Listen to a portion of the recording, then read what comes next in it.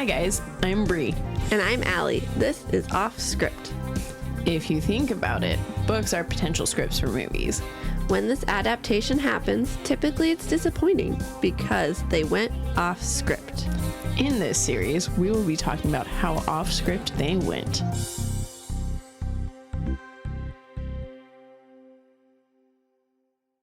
Hello, everybody. Hello and welcome. My name is Alli. You're throwing me off. I was ready for you to go. I know, but I was thinking about that, and We need to. I was thinking, like, we always, after we say, welcome to Offscript, my name's Alli, my name's Bri, and then we have nothing to say afterwards, that's when we can say, and welcome to Offscript. You know what's really going to confuse every single person out there? What?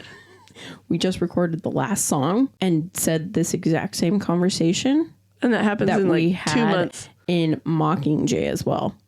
Part 1 has it. I know this because it's in the preview that I just posted. And then we had literally like verbatim the exact same conversation in the last song. And now we're changing it up in Ballad. Guys, we are recording all out of order this season. Oh my gosh. But we got some fun stuff coming up. Yeah. Okay, let's try that again. Okay. Hello, welcome. My name's Alli. And I'm Bri. And this is Offscript, A podcast. where we compare their books and their movies. Yeah. We got it! Now, We're not going to do it on the next. No, we're not.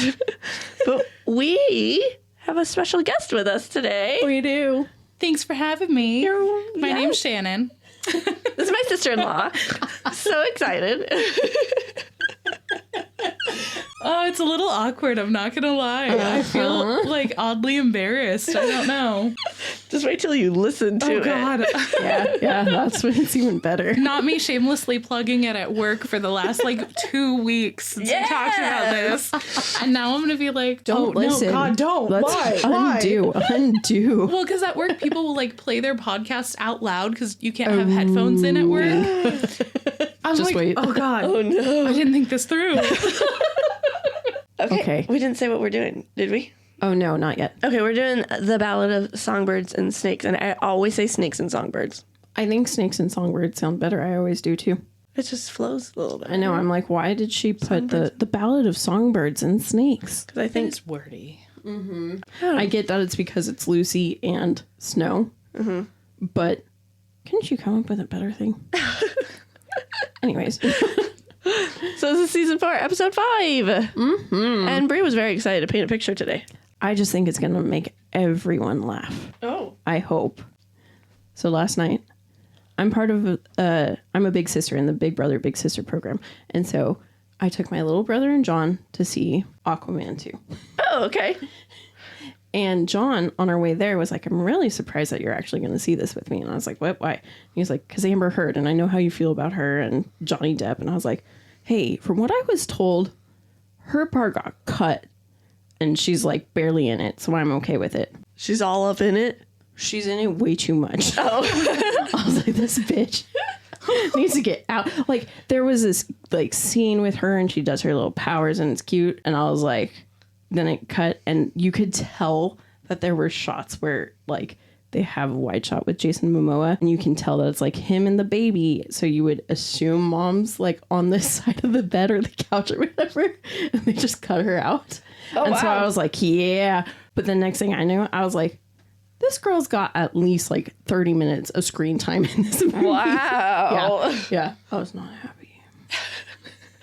That's a flashback for those that are like, why did we think that's funny? To our Harry Potter 4, where Harry Potter episode 2 or 3 first off. I know, and but then 4. 4, where I recast Fleur Delacour as Amber Heard mistakenly. Yeah. After episode, I think it was episode 2 or 3 where we got into it, where we were like, oh, I can't stand her. We're team Johnny Depp. And then I go and forget her name and recast her. So that was cool. Awkward. It's one of our worst audio episodes, but you should go listen to it. Yep. Oh, gosh. Yeah, there's our picture. Yeah. And then Shannon's here, and she's... Yeah. Yeah, I'm excited. When they first started the podcast, I was like, let me know when you read The Hunger Games. Let me know. Let me know. We could do that anytime. Yeah, because I reread them like every year. we just looked and you marked that you watched Catching Fire first. I did. Is that what got you into the books? Genuinely, no. It's so embarrassing. It was in high school and somebody was reading them and he's like, oh no, it's about kids killing each other. And I was like, why the heck would you read that? That is horrible. Because if you didn't know me in high school, I was a little square. I was not the refined palated woman that I am today. No, it sounded like a terrible concept for a book. And I'm like, how could anyone read these books? And then I read the first one and I was like, oh, there's so much more to it. Okay. And then I was not always great at following series and reading them as they came out. Yeah. And then I was like, oh, I should probably finish these books. And then I bought a box set and then I proceeded to read each one in a day. Oh, wow. And then I was like, oh, I could reread those. And it was like a month later. And then I just started rereading them far too frequently. Wow. I know. And this was your first time reading this book, though? Yes? It was, because I put it off for so long. I was so hyped when it came out, and then I'm What's funny, I was not hyped when it came out. Really? My love for this series kind of has died down. And so the book came out and I was like, she's just doing a cash grab. Like, that's why I didn't read it. Yeah. Because I was like, I don't know if I can do it. Exactly. I was like, this is just horrible. But then a friend got me the book and someone else gifted me a book. How can I not read it? I was like, oh, and like they were so excited to get it to me. They were like, we know you love this series. Yeah, that's really sweet. I was like, oh yeah, I can't wait. I finished it in a day. I was like, oh, I love this book. Yeah. It took me a hot minute. I've been working so much lately that it was like a very slow progression of reading it. I read like the first 80 pages in a day, and then I was like, okay, I'll see you in 2 weeks. And then just read through it, and then I ended up finishing like the second half of the book in half a day before seeing the movie that night. So yeah, also makes it worse because then you have everything fresh in your mind. I know. And I took my husband, who literally anytime we're watching a movie that's based off a book, he'll turn to me and he'll go, is that how it happened? Is that real? Did it happen like that? And I'm like, shut up and watch the movie, man. But to be fair, I do the same thing to him with series he's seen. We just watched all the John Wick movies. And I was like, well, what's going to happen? And I'm like sitting there and he goes, just watch them. I'm like, oh, man. Okay. I didn't know those were books. I don't know. That I don't know. No. Oh, but he's already seen them. I was like, girl, I won't put them on the list. Just murder. All right. We ready? Yeah, I think so. Okay. So we got a synopsis here. My thing's in the way. There we go. Okay. We got The Ballad of Songbirds and Snakes takes place. Man, see, I copy and paste it. They put the whole title in there. I didn't need that in there. I edit myself as I read, so. It's hilarious. Takes place in the dystopian world of Panam during the 10th annual Hunger Games. It follows the story of Coriolanus Snow, who is chosen to mentor District 12's girl tribute. After completing,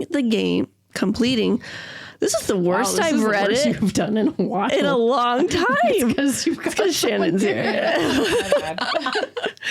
It's just because you promoted this, so everybody's going to listen to this episode. Oh, be like, wow, this girl can't read and she's doing a reading podcast. After completing the games, it follows Snow and how he became the man we know as President Snow in the Hunger Games series. Mm-hmm. Okay, so we have author Suzanne Collins, director Francis Lawrence, screenplay writer Michael Leslie, and both Michaels, Arndt. And audiobook reader was Santiago Fontana. Okay, I can't talk, you guys. Man, it's been like, 2 weeks at least? No, we just recorded like not even a week ago. Yeah. Anyways, he did good I don't know. I have mixed feeling as him as a audiobook reader because he did really good until the whole book, like, Lucy sings throughout lots of it, right? And he just did like the talking. He didn't sing. And And I like when the audiobook readers actually get into it and do the singing and everything. Yeah. So I was pretty bummed about that. I mean, I guess I could see why it wouldn't. Because, like, when Snow's seeing it, he's just thinking about it. It's not like he's the one singing. Yeah, sure, he's got a girl up there singing, and, like, they could do, like, Beautiful Creatures and do the 17 Moon song. Yeah. But I think it kind of helps drive his story because he's so about, like, what is she singing about? Oh, she's singing about her lover? Why? More about That's the not words. about me. Yeah. Okay. I guess that makes sense. So we kind of answered sort of yeah. which first. We all read it 1st, right? Yeah. Mm-hmm. Oh my gosh, I skipped that whole part. Go back up. The book came out on May 19th, 2020, and the movie came out November 17th, 2023. So we all got to see it in theaters. Mm-hmm. Finally, this is our first one, unless you count Cocaine Bear. Oh, yeah. Somehow people never do. You mean for Offscript? Yes, I yes. was like, I'm pretty sure we saw a lot of ours. No, Offscript, yes. Well, that's a 3-year difference. I don't know. My like initial hesitation with reading the book was I was like, does Snow deserve a redemption arc? Is that what this is going to be? Yeah. Do I want to invest emotionally in a character arc of someone that I hate? I think I went into it excited to see what made him so fucked up. I was like, so. yes, I can't wait to get this. And this, like, this really helped, I think. It was cool reading it because you had that. Like, you were like, it was like, he never came off as a great guy because you knew in the back that he was the bad guy. And so, but you were just sitting there and it was so interesting because you don't ever have books that the main character is the bad guy and you know he's the bad guy, right? Like, have you ever read a book that the main character is the bad guy? I think you need to read more fantasy. All my fantasies is like the hero wins. That's true. And so, I don't know. So that was my first. I've read some. Sarah J. Maas.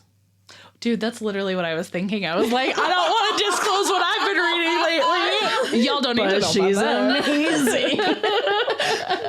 But yeah, that's, yeah. I would too. I was just like, I'm not admitting this out loud. As I'll you do. admit it. But now I will. No, I love all of her books are amazing. A Court of Thorns and Roses is getting turned into a show. I know. But I'm worried about how spicy it's gonna be. I know. I'm like, there's like, But there's no way who's gonna put the show doing on? it Like, on. It's HBO. HBO? Yeah. Well, then there's hope. Yes, there's it's gonna be great. I just want to see Rysand. Literally. Oh. I know. Yeah. I know. Yeah, I'm just nervous about making her read it. Why? Is it spicy? Is that It is. You know what? You learn a lot about somebody, about their books and their, you know, what they're reading and their TBR list. Like, It is very true. Yeah. Yep. it's really awkward because we did Secret Santa this year and they're like, oh, what are your hobbies? And I'm like, I like reading. And then they explicitly asked me what books I was currently reading. And I was like, fantasy. It's just fantasy. And then, of course, because I work with a lot of women, they're like, what book are you actually reading? And I just, like, slip the book out of my bag and, like, across the table. And they're like, oh, porn. You read porn. And I was like, oh, my God, no. Why would you say that? There is so But much maybe more a story. little bit is fine. But yeah. Like, I'm going to go home now. It's so true. Oh my It's so God. true. That was really, like, the first book I read like that, too. I was just like, oh, this gets detailed. Okay, well then I gotta know, on a level of 50 Shades of Grey and this, where's it at? Like, Harry Potter to 50 Shades of Grey. Nothing to everything. Is it above 50 Shades? Yeah, like, yeah. Really? Yeah. Well, yeah. Wow. Because it's 50 Shades kind of. I mean, I've never read it. I've seen the movie. That's it. Add it to the list.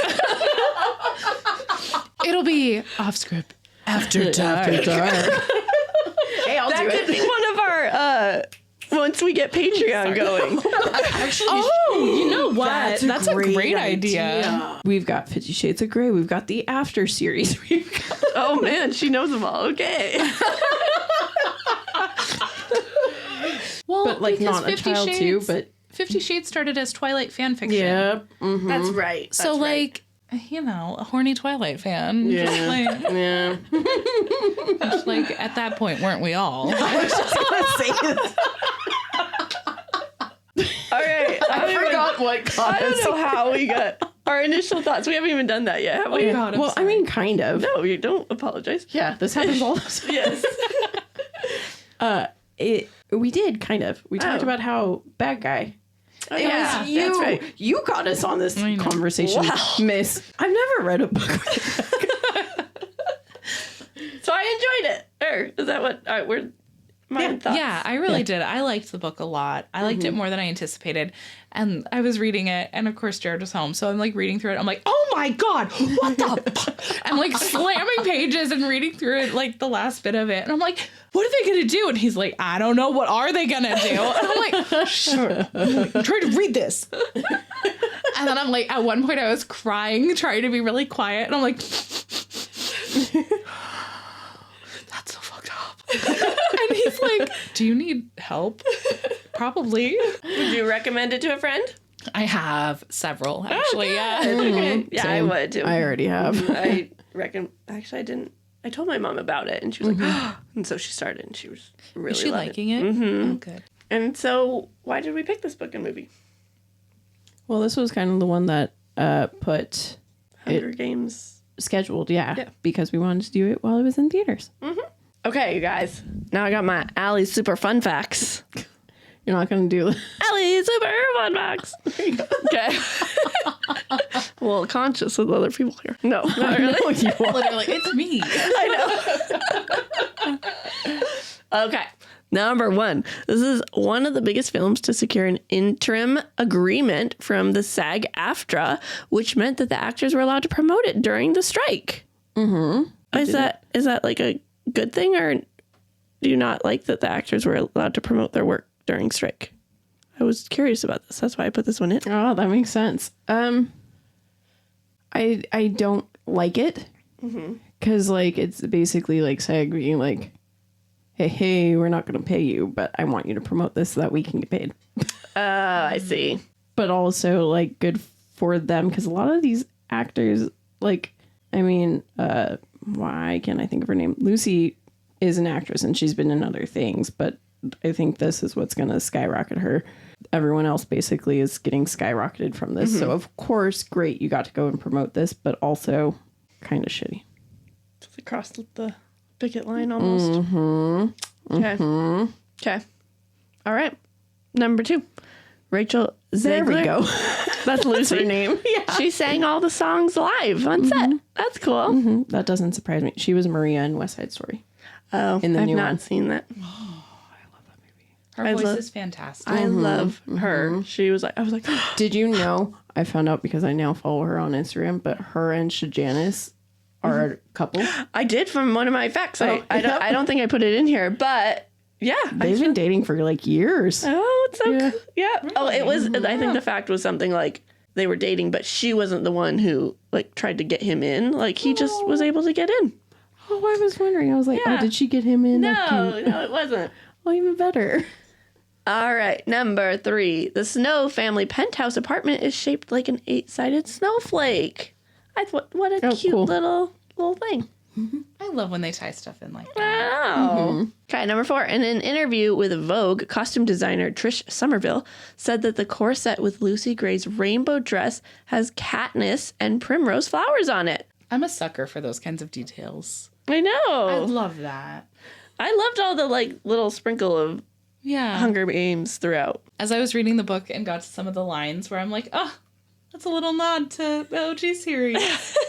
Oh, look at that. Bri has her feelings about I this. was gonna say, have you already watched the videos, Allie? I have. Yes, I edited it all up. I hate when they do that. It drives me crazy. I'm like, I know what series this is in.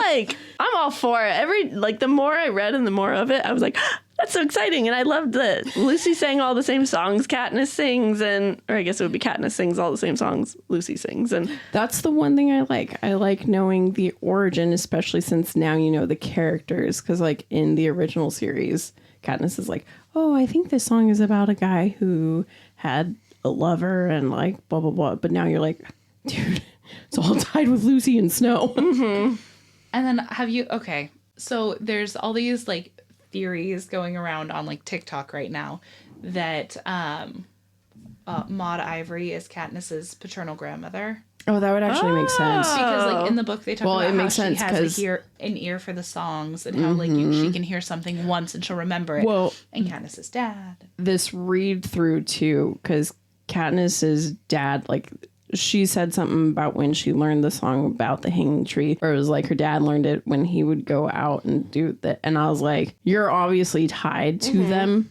just not in an obvious way. Yeah. So that was one of the theories that I really liked because, like, there's a lot of right now with the movie being in theaters. Of course, everybody's talking about it online. Right. Yes. Okay. Last one. Zegler. Is that how you say your name? Yeah.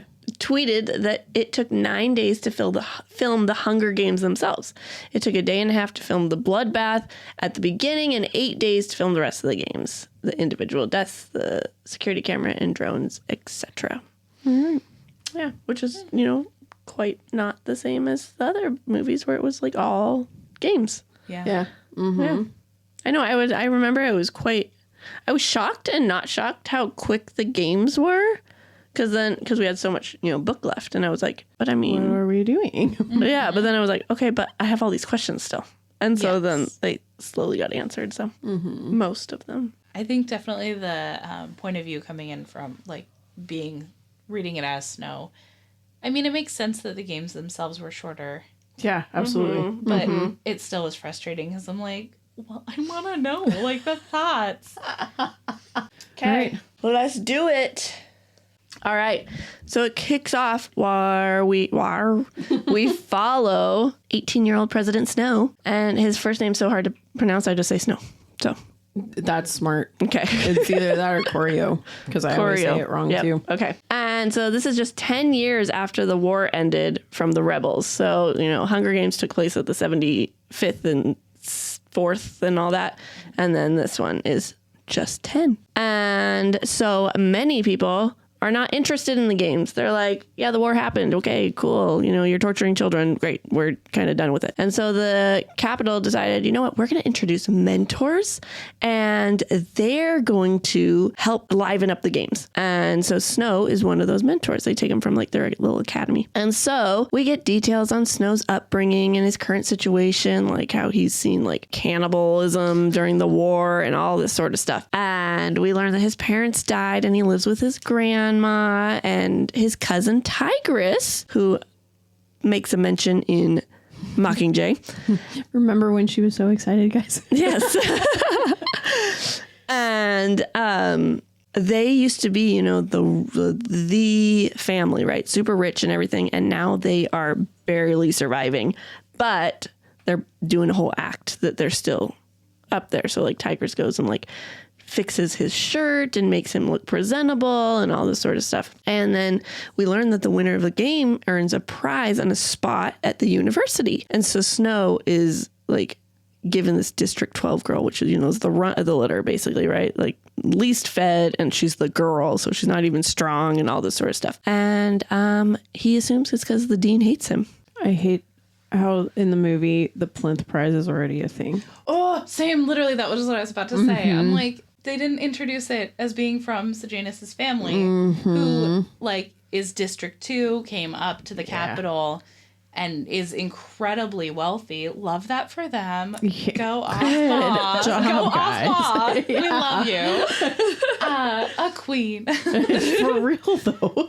Honestly, the book wouldn't have been anything without Ma. Which I'm is just pissed that the movie cut her out altogether. Yeah. I know. See, yeah. I think they should have split this book into two.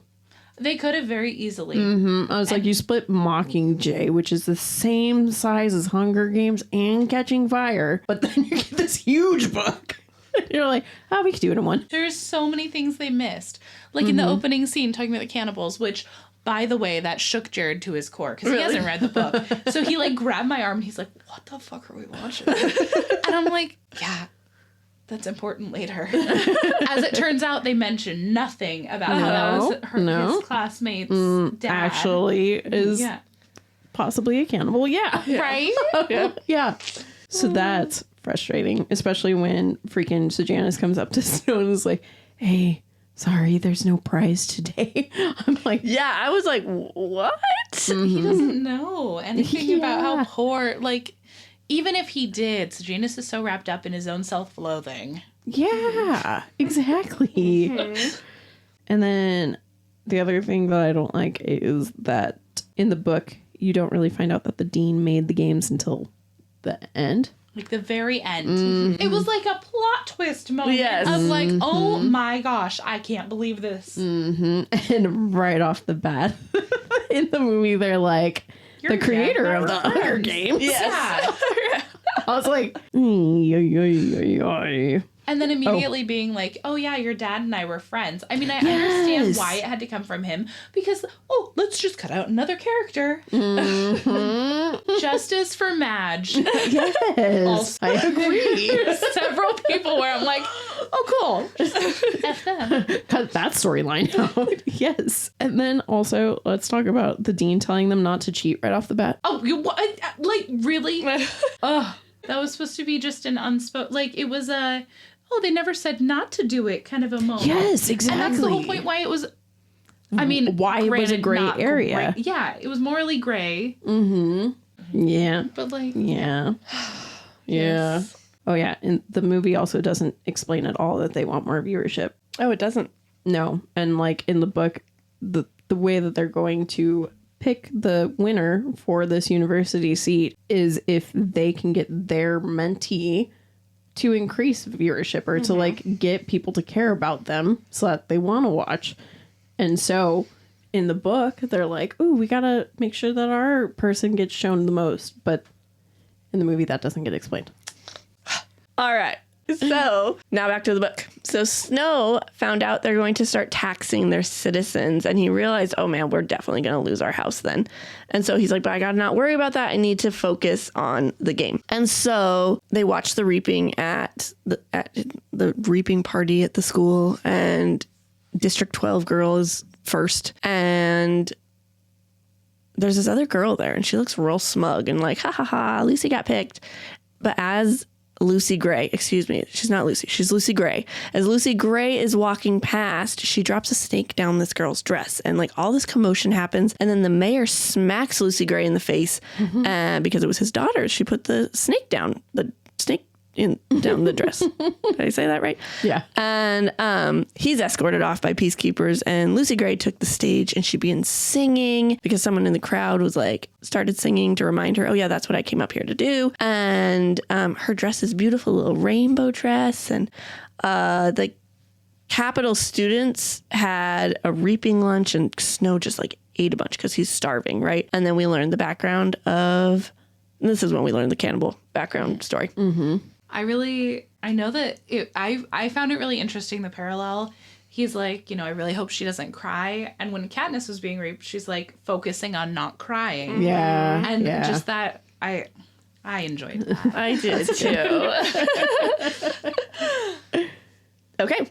All right. So Snow decides that he's going to try real hard to impress Lucy right away. So he goes to the train station to meet her. Can I interject here? Isn't it Tigress? It was Tigress's. Yeah. Like, she's not going to trust you if you don't impress. Like, you got to make her trust you. And so he's like, you're right. And so he went to the train station. He brought a rose from Grandmom. Is that what they call him? Grandmom? Grandmam. And the train's just like, it's been hours and hours.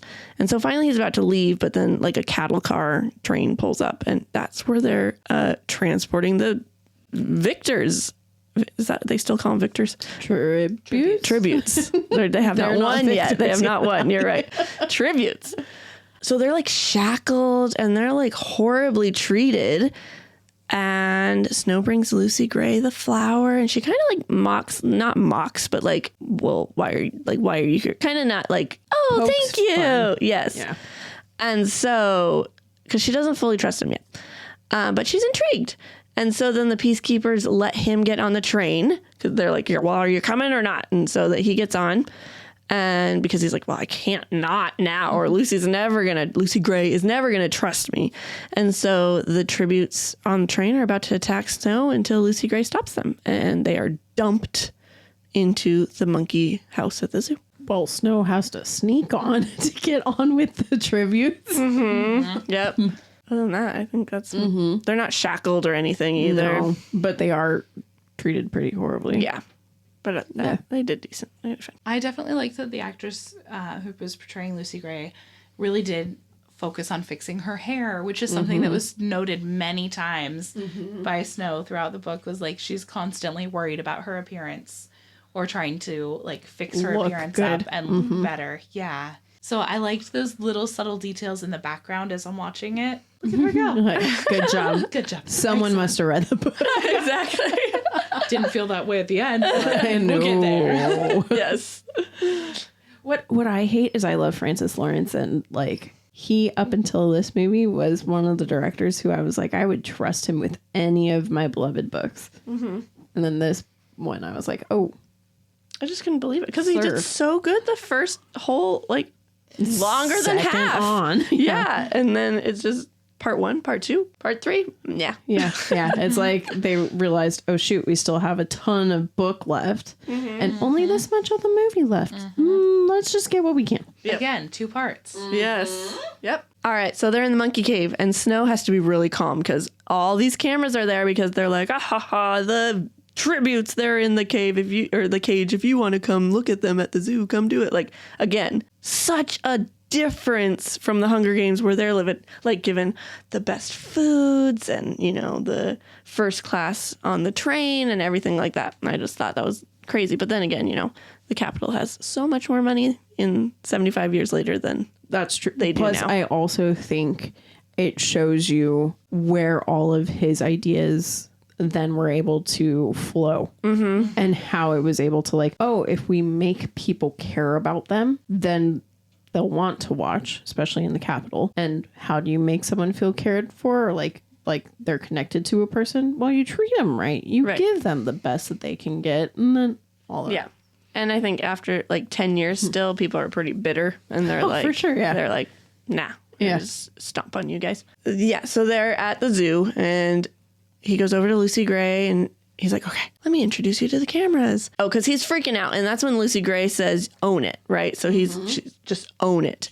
And so he takes her to the cameras, and she's so nice to all the kids in the crowd, and the peacekeepers come and eventually take Snow back to school, and he gets a talking to from is the biology teacher and head game maker the same person? Are they both Dr. Gall, or are they different people? Actually, no, they're different people. Okay, so the biology teacher, the head In the game maker, movie, they are the same.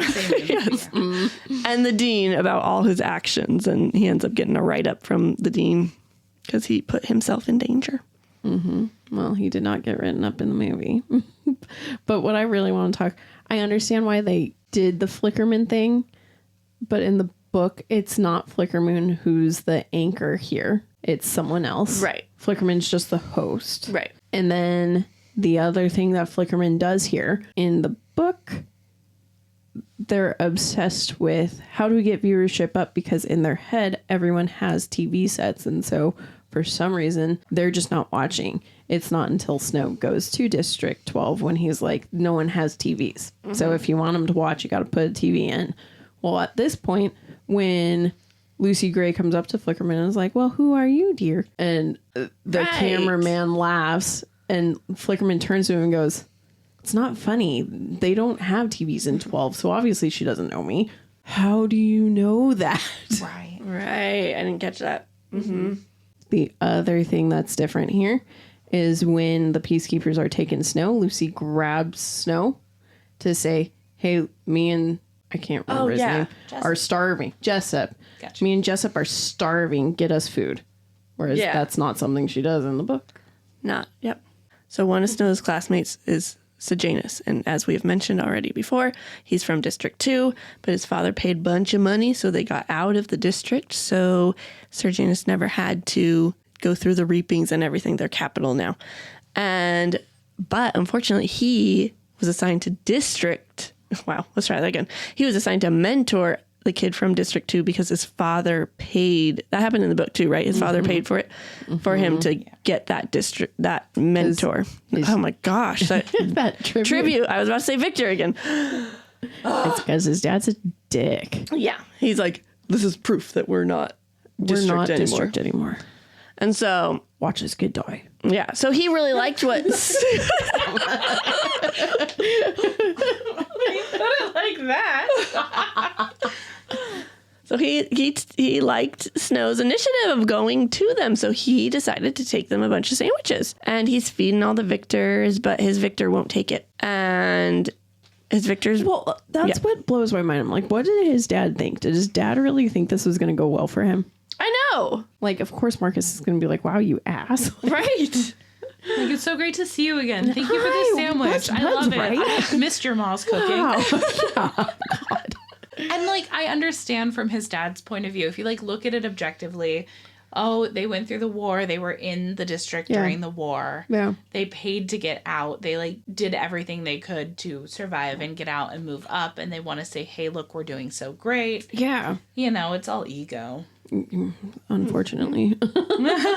Yep. So Janus's Victor. See, I put Victor there. His tribute is Marcus, and they used to be classmates together. And so Snow is back at the zoo with Lucy Gray, and they're having like a little bonding moment.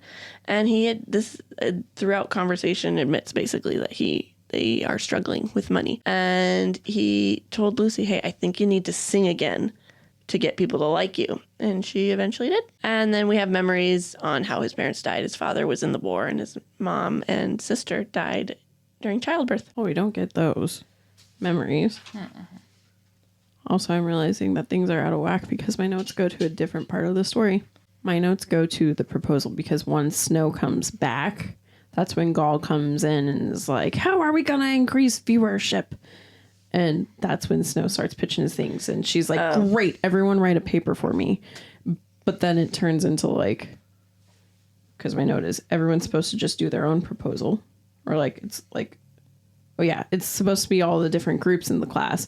But in the movie, it's just Snow that she's assigning it to. She's like, great, I like what you just said. Write me up a proposal for this. Which is then why Clementine jumps in on it and is like, oh, I'm his partner. Yeah. But yeah, so that's where my notes go next. Okay, well, that's next in the book. Oh, and then the next thing is we don't get Sejanus's mom's lunch. No. Or I know, tribute. the sandwiches in the movie looked so lame. Mm-hmm. I was picturing like a big, nice meatloaf sandwich. And I'm like, is that freaking bologna? They couldn't even spring for some real food in this movie here. Yeah. Can Oh, actually, there's a lot different with this scene. So then they snuck the food out of the school to take to the tributes, not Ma's food. And then when Snow and Lucy are talking about things, Snow goes, hey, what's wrong with Jessup? And she goes, oh, he was bit by a bat. In the book, she doesn't know. She like, this is never a thing. It's like, ooh, sometimes things like crawl over our legs. We think they're rats, but we're not sure. And he wasn't even bit at the zoo. He was bit on the train, which the big deal was that there is still rabies at Capitol. And whereas everybody's like, oh, they brought it from the districts. No, this is all here, you guys. Yeah. So now we can continue with the book. Okay. So we're in Dr. Gall's class talking. Is she a teacher too? Or she's just there? She's just the head game maker who's there. Okay. She was just at school all the time. I just gave her teacher role, apparently. And they're talking about how to get people to win the games. And so this is what Bri was talking about. And Snow made a comment about betting. And let's try that again. They then all interviewed their tributes. But Lucy Gray was the only one who really spoke to her mentor. Everyone else was either sobbing or not talking. And so Janus shared about his thoughts that we're all one Pan Am now. So what's the point of the Hunger Games anymore? And so like right now he's like starting to draw his little line of like, oh, he's still district. And Gall had, wait, was it Gall? No, was it Snow? Who had the idea of, it was Snow, feeding the tribute sandwiches. Oh, gave her the idea Whose idea was this? Feeding the tribute sandwiches gave them the idea on how the audience could buy things and send them to tribute. It was Snow's idea. It was Snow's idea. That's what I thought. Along to help their guy win with all the betting and all that sort of stuff. And so Snow and another student. See, I have this in here, though, that it was separate. Clemencia were selected to write the proposal. No, she wanted everyone to write it. All the groups in the class were supposed to. She wanted everyone to come up with their own ideas.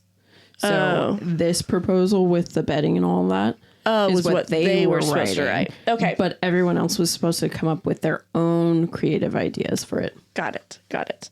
And so they went to the zoo, and the tributes who performed ended up getting more food. So they start performing a little bit more. And one of the mentors, though, starts doing more of a performance than her tribute was, and she started eating some of her food, and slowly the tribute grabs a knife and slits her mentor's throat and then was shot. Let's just talk about the pearl encrusted knife. Like, homegirl brought the fanciest of fancy stuff. Look at my wealth that I have here in the capital. I'm feeding this poor child. Dance for me, monkey. Best.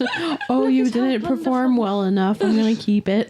Right? Yeah. And like in the movie, the bottle. The bottle. I'm like, there was so much, for me personally, I'm like, there was so much significance in this pearl knife. Because it was such a symbol of wealth. A bottle, really? Yeah.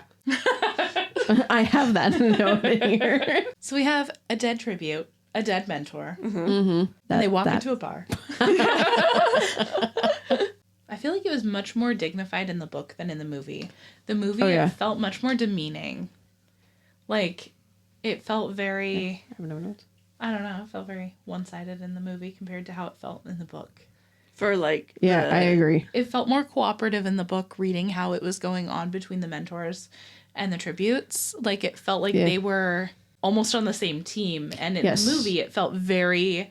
Here's the line divided drawn. line. Yeah. Yeah. Mm-hmm. Which I understand agree. why, but at the same time... It's kind of stupid. Yeah, exactly. It's true. And that's why we're all here today. Thus, Offscript was born. Right. Okay, so in the book, Peacekeepers shot the tribute, and so both are now dead, as we have said. And Snow goes home, but he's like, oh my gosh, I still have to complete this homework assignment, so I'm going to do that. The next day, there's an assembly memorial thing. One thing you didn't say is that they paused the assignment, but Snow was like, I've got this. I'm going to do it. Well, You're right. that, and like, he did. In the movie, too, they had him rush over and try and, like, help. And in the book, his internal monologue, it was like not the very first, but it was the very clear indication that he's not Who he is, Yeah, he already is who he is at his core. It was, maybe you shouldn't have been doing what you're doing. Yeah, and he's like, the cameras are on me. I have to show them that I'm helping. Oh, yeah. Everything he does is a performance. Yep. It is.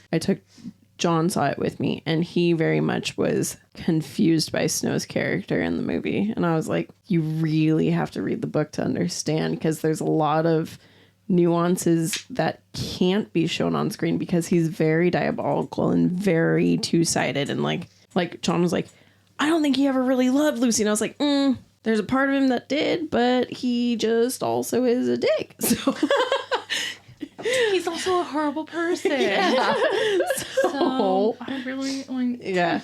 So I think the movie did not do Snow justice, but how can you get the It's hard complicatedness to, unless you freaking do Inner monologue the whole time. I was just gonna say they could have did inner monologue. All right, so he goes quick and he turns in his proposal, and later that day, Snow and Clemencia were called to the Game Maker's lab, and they explained that both of them worked on it, and Dr. Gall was like, oh, okay, well, my silly employees, they dropped it into my snake pit. Can you please reach in? And so Snow reaches in and pulls it out. And then right as Clemencia is reaching in, she explains the snakes. And it's like, oh, yeah, they won't attack you if they recognize your scent, such as if it was on a piece of paper. And, of course, her hand's already in there, and they bite her. They give her, what's it called? Anti-venom pretty quick, but... she definitely got bit. I was so pissed. Just gonna say, do you want to take this away? This was my first pissed off really moment. Yep. Well, that and like they didn't show the funeral. Oh yeah. Yeah. That is coming in Oh, a that's second. next. Oh, sorry. It was No, you're fine. Yeah, because they did not do that either. Yeah. But going back to the snakes, like literally having Dr. Gall go, oh, yes, they'll recognize you before she even has her hand Before near she it. has her hand near it. Also, Clementine jumping to be like, or Clementine. No, I think it's Clemencia. Clemmy. Oh, I just know it's Clemmy. Okay. Anyway, so she jumps and is like, wait, didn't she say that? She said, I did it. Yeah. I wrote it. Yeah. When it's supposed to be both of them, like, yeah, we worked on it together rather than her just taking the thunder. I didn't envision the snake pit being as, like, I envisioned a cage. I agree. Like a terrarium. Not a freaking huge in the movie, tank. didn't- Yeah, like a cylinder tube that goes up the A whole... silo. Where Yeah, you that's have what to it reminded me of. freaking get on stairs to get into the top of it. Yeah. Literally, because of the part in the much later with the elevator, I pictured like, oh, 2 people holding a cage of snakes. Yeah, not like, oh, let's load her up in the chopper. Yeah. It's like, get real. I get it's a movie for the dramatic effects, but like, come on, it could have still been impactful. I'll just say it here because we never see her again in the movie. Nope. And she's kind of big in the book. Literally. Yep. They don't talk about her scales. I was really excited to see that. I was really hoping. I'm like, What's funny is when I saw this movie, I hadn't read the book in 3 years. So, like, I knew the big changes, but everything else I was like, whatever. And then I went and read the book and I was like, oh, they fucked. I was like, wow, this is not great.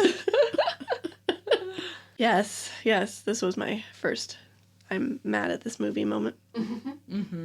Right.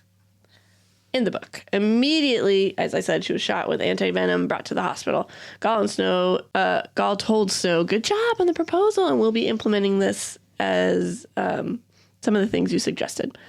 And he's super shaken up, so he wants to go see Lucy Gray and tell her all about it. But he ends up just chatting with her about how she's starving and the Capitol isn't feeding them.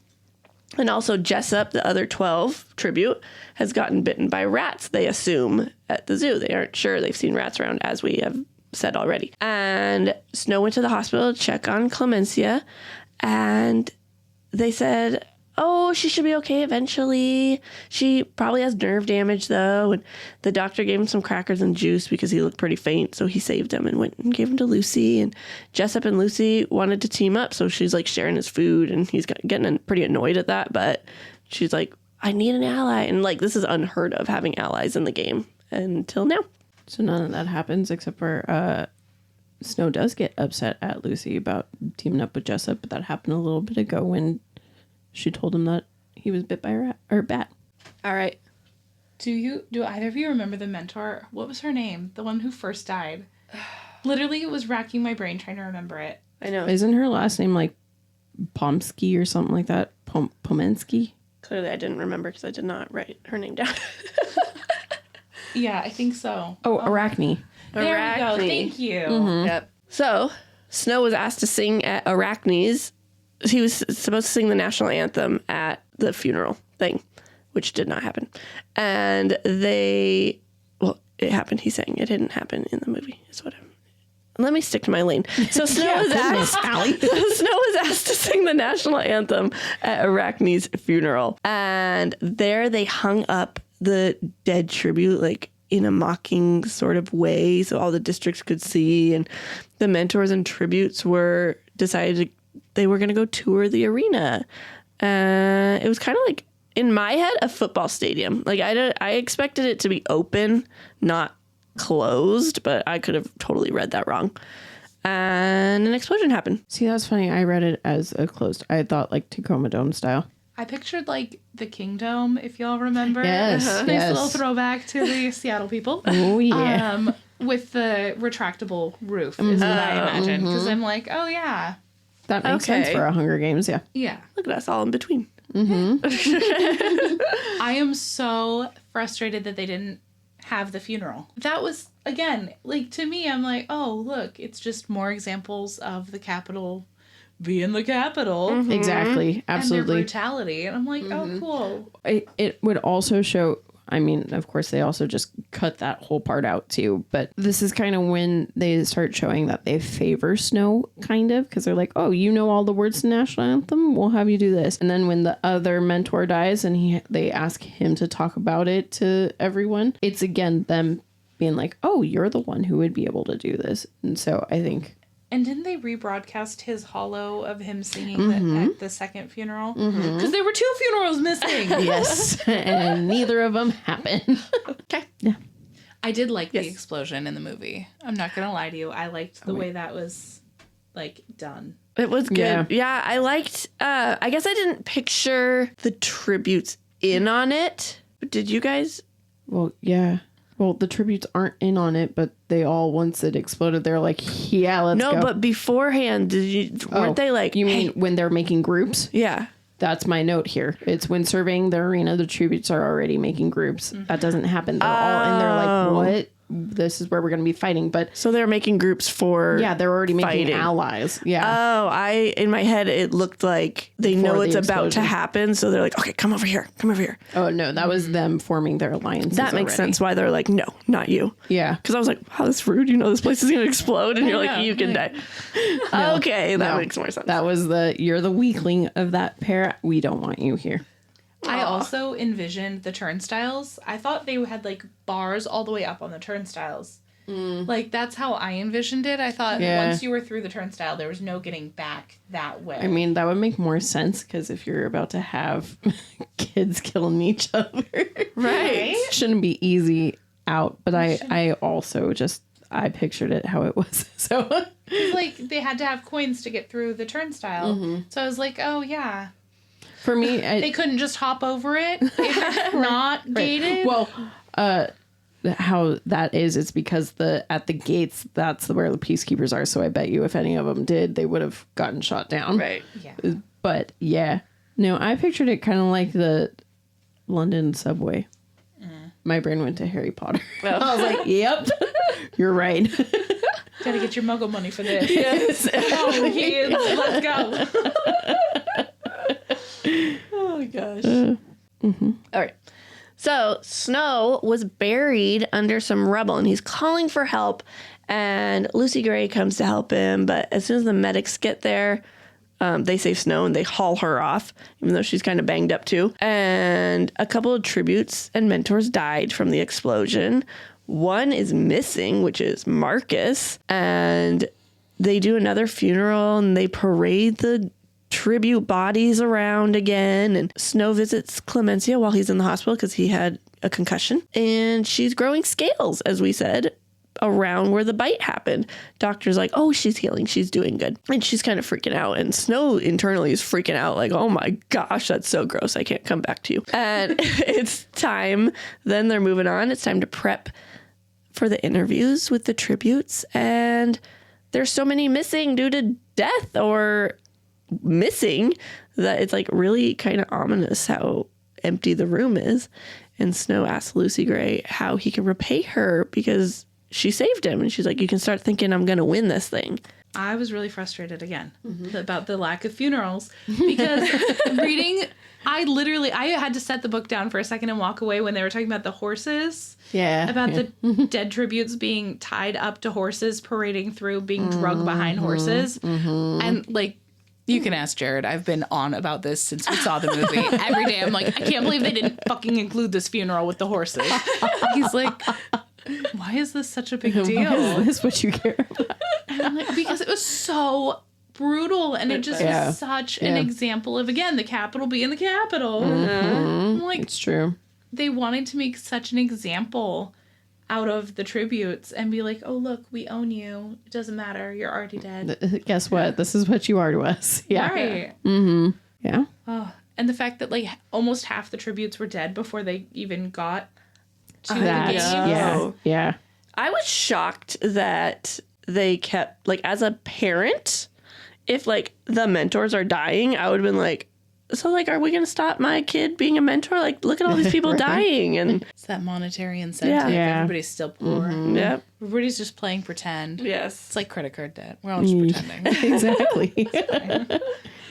So another difference here too is that when Snow's in the hospital, because in the book he is worried. He's like, wait, she's beat up too. Take her too. And they're like, nah, she's a tribute, so who cares? But in the movie, he just goes to the hospital, and then when he's laying in bed, oh, it's time for the interviews.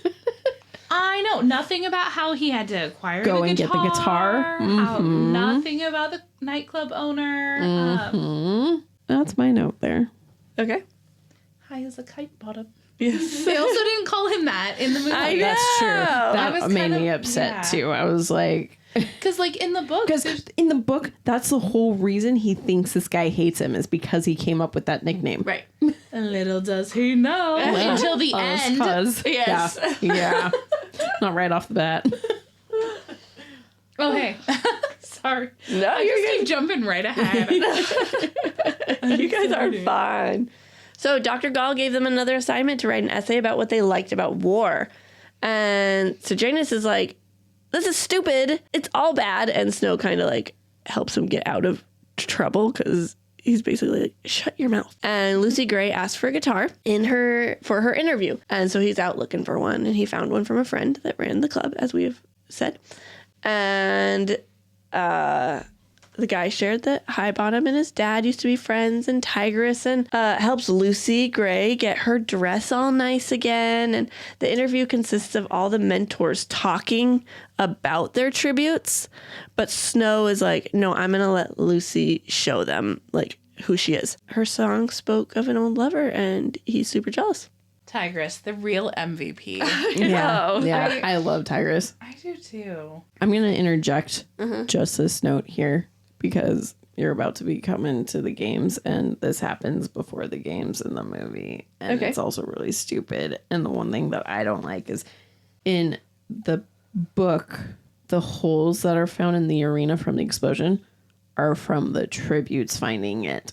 Not from Snow, like going and being like, look, there's tunnel system, go there. Also, there's cameras in the tunnels. Yes, I was pissed at that. Yeah, I was like, they're not supposed to know what's going on. They're supposed to be like, oh, our tribute's dead? Are they not dead? We'll find out soon. But instead, they have eyes everywhere. Don't worry.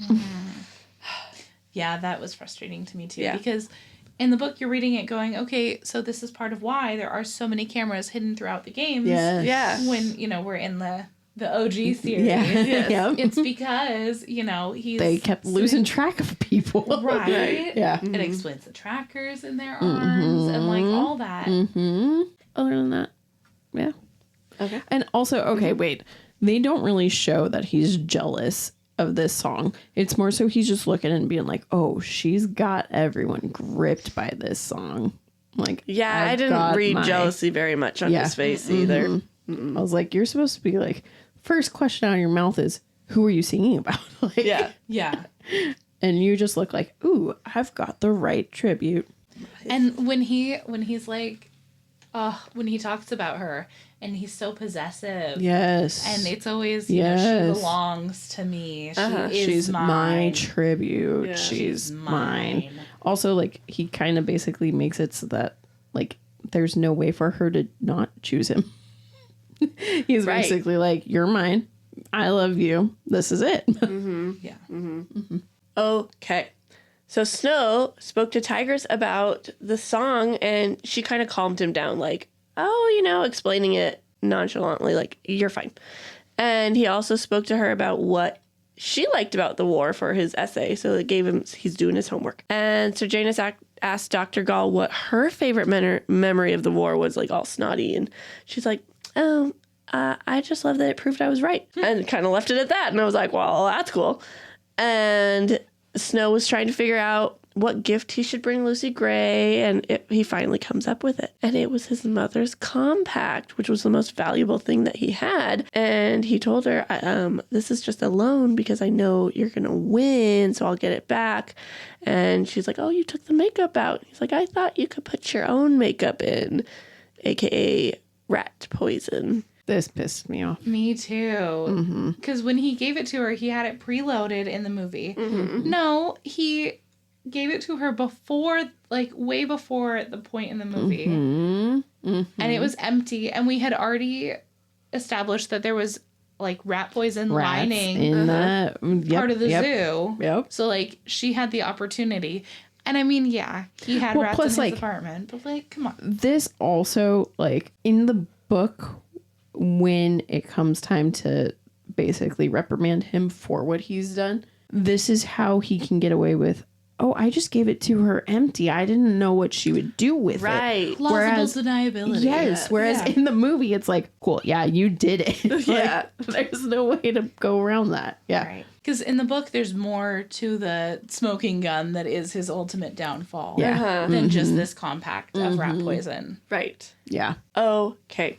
So she understood what he was saying about filling it with rat poison. So they had this long kiss goodbye. And he's kind of like on cloud 9 right now. But off the tributes go. Oh, no, they have their final interview first. So they have another interview. But Lucy Gray's basically was brand new because he got to finally talk to her and ask her questions in front of everybody, whereas everybody else is like, I already did everything with my tribute. So it was kind of boring interviews for them. And how do you say her name? Lysistrata, who was Jessup's mentor. They agreed, Snow and her agreed to work together because Lucy and Jessup were already teamed up. They're already teamed up. And she was getting kind of pissy because Snow was basically saying that Lucy Gray is like a basically capital. Like, she just got the unfortunateness of being born district, but she should be capital. And that pissed her off because she's like, we're supposed to be on a team. And he's like, you're right. Let's work together. So here comes Clemencia. She showed up as the games are about to begin, and she's pissed off because no one visited her in the hospital. And the games begin, and who is there but Marcus's body, teeth missing, beaten like an inch from life, basically. The main thing that doesn't happen here is the like interviews with the mentors about their tributes. Yeah, there was, because it was Lucky Flickerman, and there was another host that was with the mentors in the book. And not having that secondary host, because I mean, we had that in the original series. They had the multiple hosts, which I really liked. Yeah. But in the original series, having the multiple hosts kind of allowed for that inner monologue and the explanation of things within the games, which was really wonderful to have. I know. I wish that Clemencia had showed up and come in hot the way that she did in the book. Yeah. Because that was really... Yeah. I was like, good for you, girl. Good for you. You go. You tell them. And everybody thought she had the flu. Yeah. Yes. That was the story they sold. Yep. Okay, I'm just going to say that Slash is behind us using a chair for his claws. So if you can hear that, I tried to stop him. Okie dokie. Here we go. Are we ready? I guess Marcus did not look super... I mean, he looked beat up, but he did not look nearly as beat up as I thought he would be. But, I mean, then you're battling PG-13 R. Yeah, exactly. So I That's understood. why. Yeah. I did really like that they made sure to actually include him. Yes, at least I he was really included. worried they were not going to, so... Yeah. Okay. So, yeah. At this point in the movie, the dean has also now told Snow that he's not going to win the prize, even if he wins the Hunger Games. Oh, yeah. Which, like, what the hell? I honestly think it's because they cast Peter Dinklage as this guy, and so they were like, oh, we gotta give him way more lines. Like, he's gotta have more screen time. Yep. Which, I love Peter Dinklage, so I I'm know, like, you give me more to keep him coming. But I did actually really like his portrayal. oh, he was fantastic. Yes, he did good. Yeah, I love him. All right, so the battle begins, and it's really slow at first because everybody that's left, like, runs away. But this District 7 girl comes out, and she, like, climbs up this, like, structure that Marcus is hanging on. And they see each other kind of whispering because you can't hear them like you can 76, 77, whatever, Hunger Games, because all you got are the outside cameras. And so you don't know what they're saying, but then she kills Marcus. And so Sejanus is pissed and throws a chair and he leaves, and District 7... Well, he left before he was even killed.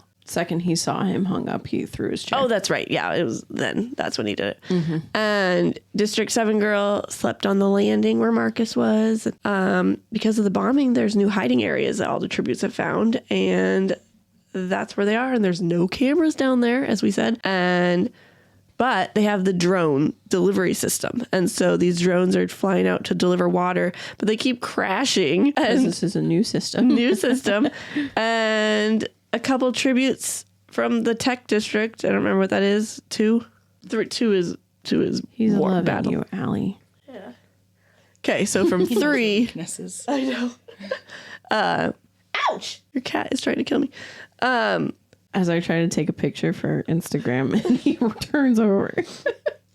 No flash photography. So they took the broken drones and kind of ran back to the tunnels. The mentors went home, and Sejanus's mom, Ma, was like, I don't know where my son is. And so But also, yes. Yeah. And so because Snow and Sejanus are labeled as best friends, she went to Snow's house. And he's like, okay, well, we got to go. Let's get you home.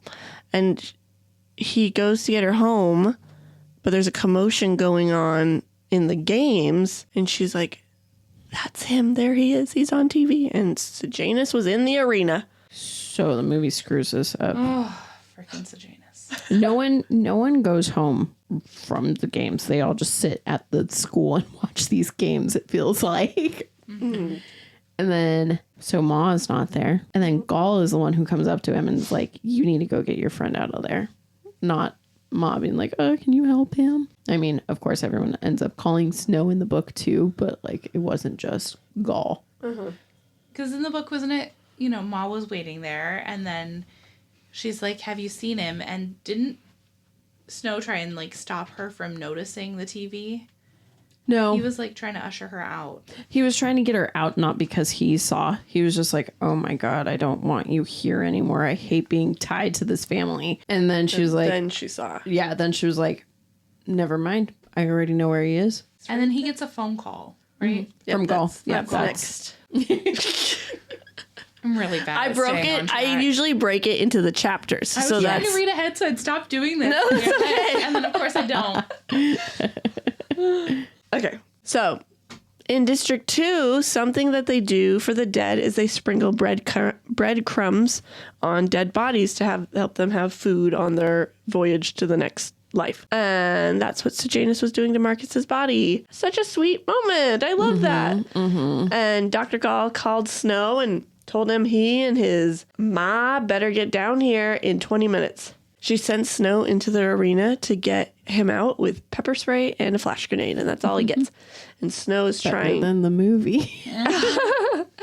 And Snow's trying to get Sejanus to leave calmly, but he's like, yeah, we gotta go, because he's slowly hearing the tributes come closer and closer. Snow is like, you know what? Because Sejanus just wants to die and everybody see him die there. And he's like, they're not showing this. A better way would be, you have a lot of money. Let's use your money to help these people. And he's like, oh, yeah, you're right. Okay, but I'm not leaving Marcus's body. We got to take it. And so they move the body. And then here comes Tributes bringing a knife down and cutting his arm. And a big commotion takes place.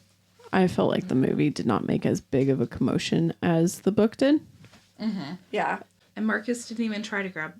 Yeah, they didn't Sejanus take didn't try to Marcus. grab Yeah. Marcus's body. It was like, oh, yeah, we do got to get out of here. You're right. So they're running, and a pack of tributes are chasing them. And one person attacks Snow, and he ends up beating him to death with a piece of wood. And eventually they make it out, but the peacekeepers did not help at all. And they're escorted to Dr. Gall's lab, and she's talking to Snow about how people are just killers. This whole thing was a lesson for him. And he's like pissed off. He's like, what a stupid lesson. And the next day it was revealed that there were only 12 tributes left. So one of them died in the middle of the night. And the mentor of the kid that Snow killed was pissed off. And she's like, he, I don't remember. She's like, how did it happen? Like, why aren't they showing us?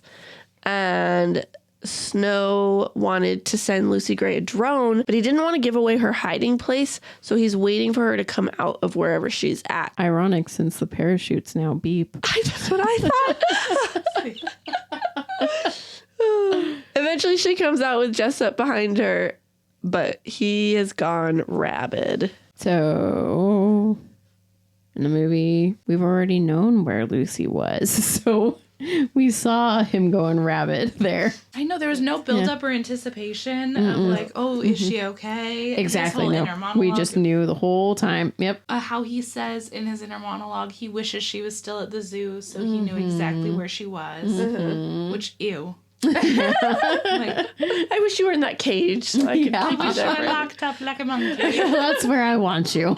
And then the other thing is, because here's where Gaul wants Snow to talk about the kid that died to the other, like, we're going to need you to talk about it. And so Gaul doesn't even warn him in the movie. In the movie, it's just, we had another death. So guess what? Oh, yeah. Because in the book, it was a death that happened from the explosion. Mm-hmm. It was somebody that was like basically in critical condition and then died. And so he was pre-warned to kind of have something prepared for the cameras to avoid talking about the tribute who died. Yes. To Yes. like make it less of a That's big deal. Yeah. And then right when Gaul does this, Snow like immediately knows, oh, she's sending the snakes in. In the movie. Yeah. Yeah. The movie. That made me upset. I was like, you're not even supposed to like really put two and two together yet, dude. I know. No, it was such a like, it was like a, oh no, this couldn't possibly be. Yeah. There's no way. That would be stupid. Oh, shoot. They're moving the tank. It is.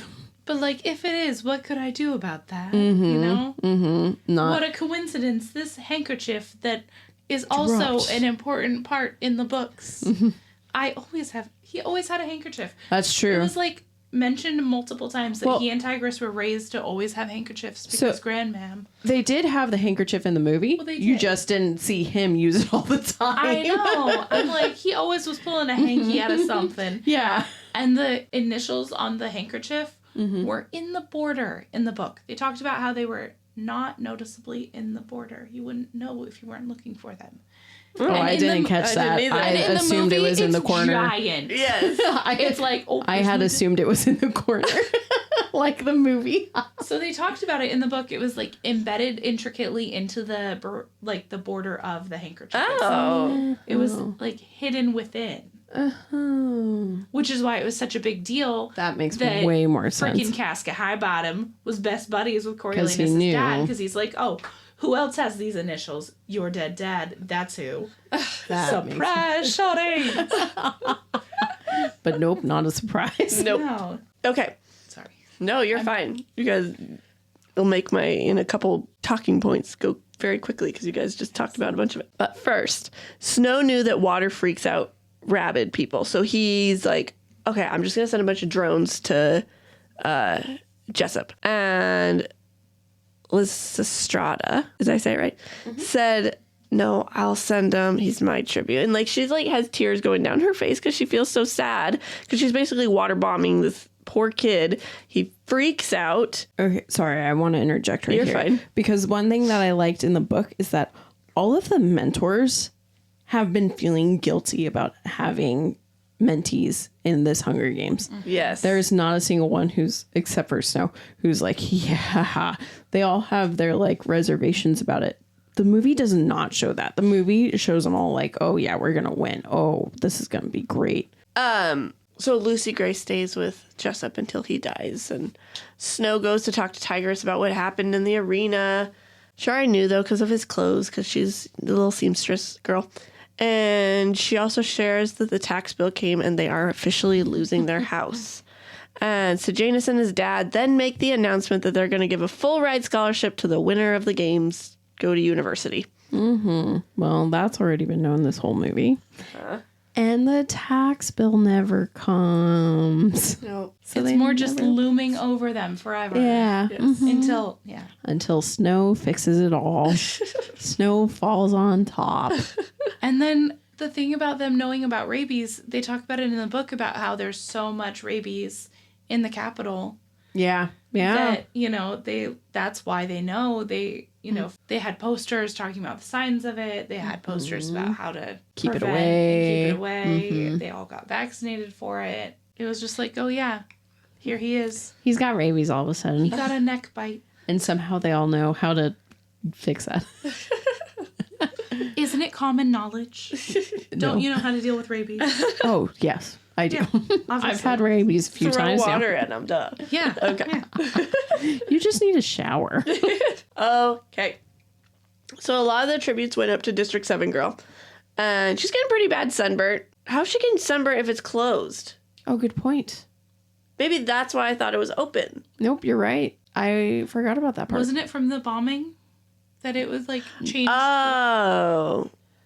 Oh. Yes. That makes sense. I thought it was sunburnt. No, it is sunburnt, but there's a hole in the ceiling, the roof now duh. because of the bombing. Yep, you're right. Okay. Okay. Now we're with you. Yes, we're all together. Okay. So they grabbed the Pan Am flag. So it really was like the kingdom. It was, yes. Oh my god.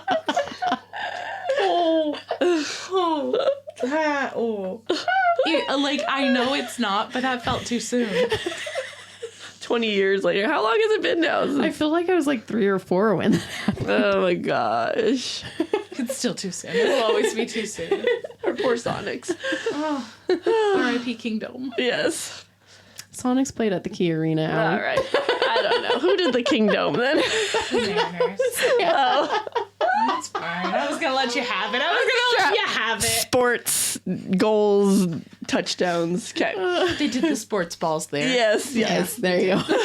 Okay, so these tributes grab the Pan Am flag and they tear it down and they rip it up. They make like a little picnic area and they eat the food that's been sent in and all this sort of stuff. And everybody's pissed off because they're messing up the flag. And Snow meets up with Dr. Gall to check his injuries from the previous night. And this is when he sees the rainbow snakes. And he's like, oh my gosh. Because she says, I had this idea from Lucy Gray at the reaping. And she put a snake down the mayor's dress and all this sort of stuff. She didn't say it flat out like that. But Snow's like, oh my gosh, she's going to put these snakes in the arena. So he slyly puts the handkerchief in, which he had given her to hang on to with like food and stuff at the zoo. Mm-hmm. So because Snow already pieced it all together, this is where he and Gall have a conversation about jabberjays. And this is when he learns about the jabberjays. Man, we have so much more still to go. Mm-hmm. Holy crap. This is going to be a really long episode. Yeah, it is. It is. A lot. Oh, it's fine. I do that all the time. So what they talked about in the book was that there was like a shocked reaction from all of the Capitol kids as the flag is ripped down. Oh, yeah. And it was made into like a sun protectant for the District 7 tribute by one of the other ones. They like negotiated Yep. and exchanged things as she's up on the beam. Yep. That did not happen in the movie. Yeah, but I like how they tore the flag down better. Mm-hmm. Actually, we won't because there's nothing to lead that up to in the movie. Well, then, okay. Yeah. Oh, I'll tell you, I guess. Yeah, you got this, Allie. I love it. He tore it down. Well, I guess it kind of is later, but eventually a couple more tributes died that I'll talk about. And the like front runner, what was his name? Reaper. The front runner was like his partner tribute died and he got pissed. And so he drug all the dead bodies and he laid them out and then he put the flag over the bodies. And I just really like that more than the sun protection thing, but I get the negotiating thing. Well, he did, yes, but when he was about to die. Oh, he did do it in the book? Yeah. Oh. Yeah, it just And then wasn't he the went- same like He steps. like went and crawled to be under the flag too. Oh, I missed that part. Yeah, I don't know because how I missed that part. my note for that is the guy lining up the dead doesn't die and lay with them. Oh, well. He gets eaten by snakes. Yes, the whole snake part. Oh, man. Yeah. This is... That was They, like- where it like started. Yes. I know, like everyone died from the snakes. I was like, Here, I'll get there. You want to do it? Yeah. Okay. Snow's having an internal battle. He's like, was what I did, cheating, but I'm saving lives. Like, is it because I love her? What's going on? And he went to visit Sejanus and met with his dad. And Sejanus had mentioned in the arena how his dad probably will pay him for saving his life. And he never brought up money or anything. So Snow's kind of like, well, that was a waste. Never happened in the movie. no. Sejanus's parents were a lot more impactful in the book. Yes, they were. Very much. Yes. Yep. They barely even get mentioned in the movie. Yep. So we're back at the games and more fighting happens. And Lucy Gray ended up poisoning someone with the rat poison by putting it in water. And Dr. Gall made the announcement that another class member has died from the bombing. Wait, she makes the announcement now. Didn't we say she already made that announcement? Yeah. Well, I mean, in the movie. Yeah. Oh, in the movie she made the announcement. Okay. So Yeah, here's where you're going to be going and us Back just and like, forth. yeah. As a punishment, to the districts, they're going to release something new to the arena they've never done before. It's mutts, the snakes. And they go and they attack a bunch of people, and Lucy Gray is singing, and so the snakes don't attack her. Supposedly, that's why. Yeah, supposedly. I already said all my notes about that. Yeah. Yeah? Okay. Yeah. So Snow decided to make nice and apologize to Clemencia for not being there for her. And the games went on, and players came and tried to attack Lucy Gray. So someone comes to... he chopped her arm a bit. Mm-hmm. And then she, like, grabbed him and, like, put the snake on him. And he gets bit by the snake on his neck. And then he dies. And then... it's just her and Reaper, which was, as we said, the victor or the tribute to be victor, like, prospects.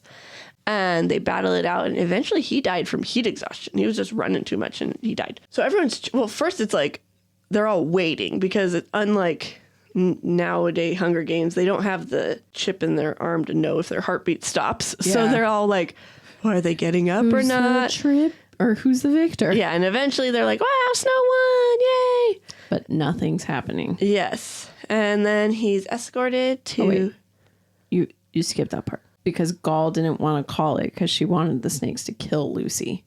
And Snow kept like, but she won. Like that happened in the book too? Mm-hmm. Oh, okay. Mm-hmm. And so, yes. And then eventually she wins. And then they're brought to a meeting with Highbottom and Gall, and 3 items are on the desk. His mother's compact, a napkin that he snuck Lucy Gray the food in, and the handkerchief. He was now appointed a peacekeeper. So for me, it was really frustrating in the movie that they didn't show the rainstorm that killed most of the mutt snakes. Yeah. And that they didn't show that she had put one of the mutt snakes in her pocket. Yeah. To use later. Because like all the snakes had died before they'd killed all the people. I mean, yeah, the snakes killed some people. Some. You know, not nearly as many as in the movie. Dude, in the movie, it was like half of them died by snake. Right. I was like, why did you keep all those people alive to kill them by the snakes? Like, Yeah. Right. Yeah. And her doing the same thing and hiding the snake in her dress the same way. Okie dokie. And the appointed peacekeeper. Yes. I mean, in the book they talk about how it's an ultimatum. Either it's you're a peacekeeper or you're a criminal. Right. Yeah. Right. That's true. That's a good point. Mm-hmm. They didn't say that. It was just, here you go. So and he had a time frame too. He had like 10 minutes to get across town. Oh yeah, yeah. Mm-hmm. It was quick. Mm-hmm. Mm-hmm. Okay. So Snow is on the train to District 12 where he requested to be sent. And they're like, no one ever wants to go to 12. Sure, why not? Flashback memories to telling Tigress about when he's going and all this sort of stuff. He wrote thank you in the margin of his essay he didn't finish to Dr. Gall. He didn't know why he did, but he did. Because he's an ass kisser. And... he now had been there a while, and he was getting updates from Tigress and all this sort of stuff. And Tigress let him know that Grandmam's getting kind of like dementia because, like, she's like, when will Snow? Well, when will Corio be home? And all this sort of stuff. And he hasn't seen Lucy Gray yet, and he has no idea what they did to her. So Janice shows up in the movie right here, and that makes me upset. On the train. I know. Hey, Corio. I joined you immediately, not months later. Yeah. That made me upset. But also it's because there's no inner monologue, so he couldn't have thought of all of that with us knowing. Yeah. Right. So there had to be the character, but also stupid. Mm-hmm. Right, because it made them come up together. It wasn't, you know, in the book, you're reading it, and again, Coriolanus is just ahead of Sejanus in, you know, in his own mind. He's just putting himself better than Sejanus in another way because he's already educated. He already knows the routines and everything. Mm-hmm. Yep. Yep. But in the book, here we are. So Janus now is a peacekeeper. Oh, okay. Hold on. because since Sejanus is here, he talks about how his dad had to pay off to let him graduate. Look, it's everything you're about to say. Okay. Maybe I should have let you. That's okay. But one thing that made me upset is Sejanus didn't get Snow's diploma in the movie. He only worried about himself. You're right. And then this is when Sejanus says, because Corio's like, I didn't know you want to be a peacekeeper. And he goes, no, my plan is I'm going to end up being a medic, but for now I'll be a peacekeeper. Whereas in the book, the medic thing comes up after he started to interact more with the rebels. And Snow's like, whoa, no. Yeah. Let's get you on a different track. Okay. So Sejanus has now joined the Peacekeeper, as we said. His dad was able to pay to get him to graduate by buying a new gymnasium. He also was able to get Snow's diploma. Everything Bri said. They were assigned a Peacekeeper mission to stand guard at a hanging. This guy tried to stop a mining and ended up killing a couple people. And he was about to be hanged, and a girl calls out his name from the crowd, and she's brought away by peacekeepers. And his call to her was repeated over and over by the mockingjays or the jabberjays. Mockingjays, jabberjays. The ones in the woods are the mockingjays, yeah. Mockingjays. Okay. And so they're calling out everything that this guy said. And it's like a ringing in Snow's ear. Hence his hatred of mockingjays. Yeah. That pretty much happens. Yeah. Yep. One of the few things in this part of the book where they kept. Yes. So now we learn about jabberjays and mockingjays, and Snow hates them because they kept repeating the death call.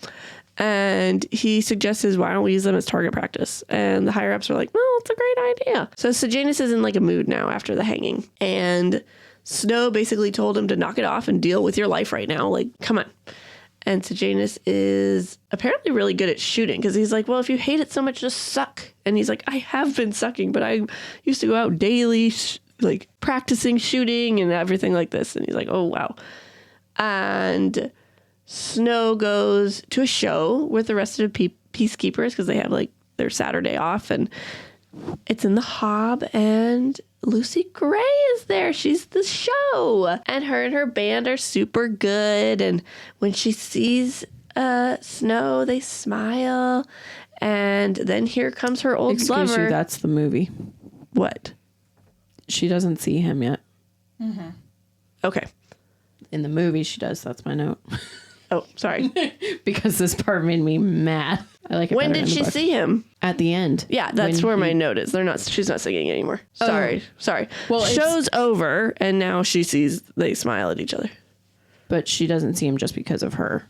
She sees him because Maude Ivory went out with the baskets and was like, oh, this guy gave us a bunch of snacks. Because they've got Ma's popcorn balls. Because Ma, the real MVP, sent care packages That's with right. cookies, which is how they got into the show because they didn't have money because they don't get their first paycheck for a month. Yeah. And they were like, well, how are we going to get drunk and go listen to this music that somebody says is pretty decent around here? In the movie, though, Lucy just sees him right away and is like, They can't see you smiling. I realized that. I was making doe eyes, guys.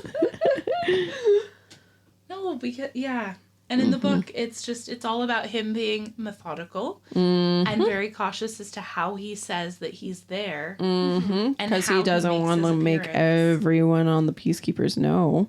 who he is. He doesn't want his failure to be public in the same way he didn't want his poverty to be public. And so he's very reserved with his background with the other peacekeepers. And so this is just, nobody but Sejanus knows that he's, in love with Lucy Gray because they don't have TVs, which he's learned at this point, as we talked about earlier. Yep. And he realized that nobody has really seen the Hunger Games out in District 12, so they don't really know who she is. They don't know who he is. Isn't that kind of crazy that the reason that you do the Hunger Games is for the districts to watch it and be sad, and they aren't even watching it. Wow. Okay. All right. But it gave him the chance to feel like he's actually going to start over and start a new life. Right. Yeah. When he first joined the Peacekeepers, when he was first forced into it, he's like, oh, I could just, end my life call it good. Mm-hmm. And then he realizes he could start over and he could do things through the peacekeepers and still get back to where he wanted to be. He's got a plan. Yes, he does. He always has a plan. He really does. So here comes her old lover, Billy, and the mayor's daughter, super drunk. And then a fight breaks out, and it was calmed down pretty quick. The peacekeepers intervened and everybody. And they left the Hob, and the mayor's daughter was escorted back home by Sejanus and Snow. And they head back to base, and they decide that I'm going to go meet Lucy Gray. And so Janus had figured out where she lives. And so he tagged along. And her little cousin Maud, Ivory, was so excited. So Janus hung out with her so Snow and Lucy Gray could have some alone time. And Snow and Lucy Gray had this big kiss, and they were all flirty. Oh, can I flash back all the way to before the Hunger Games even started and they didn't kiss goodbye? I was so pissed at that. They did a little fake to kiss, and then they didn't. Oh, yeah. In the movie. Anyways. Are you sure? I swear they kiss. I don't know. I remember being like, what? I just think it was a very, we've been dating for forever already. Here's a kiss. Not Instead of their first kiss. Yeah. Like it was supposed to be. Like the last. Oh, I can't say that. We have not done that, but yeah. Yeah. Okay. Like something to come. Yes. In the future. Preview. Okay. So, and they go back to the house, and Billy is there drawing something in the dirt with Sejanus. And so Snow goes out to chat and kind of be like, what the heck's going on? And quickly Billy messes up the drawing in the dirt. And but he saw it enough that it was a map of the Peacekeeper base. So what's going on? Dude, the Covey in the movie just sucks. There's no, you don't get to meet any of them. Yeah. It's only Lucy, and Sejanus doesn't hang out with them. And you don't get the backstory of how they all have their name based on a song and a color. Yes. And so then when she all... just sits there and sings that song to Snow and explains it to him. Sounds like she's singing about herself. Yes. She made up the song all about herself. Because I'm a mysterious woman. Yes. Instead of, that's her namesake. Yeah. And yeah, that was frustrating. I know that part didn't happen. Billy didn't. Yeah, no. Drawing in the dirt or anything. No, because Sejanus never hung out with the Covey. So Sejanus and Snow are talking. Snow realizes Sejanus is never going to be capital. He is always going to be district.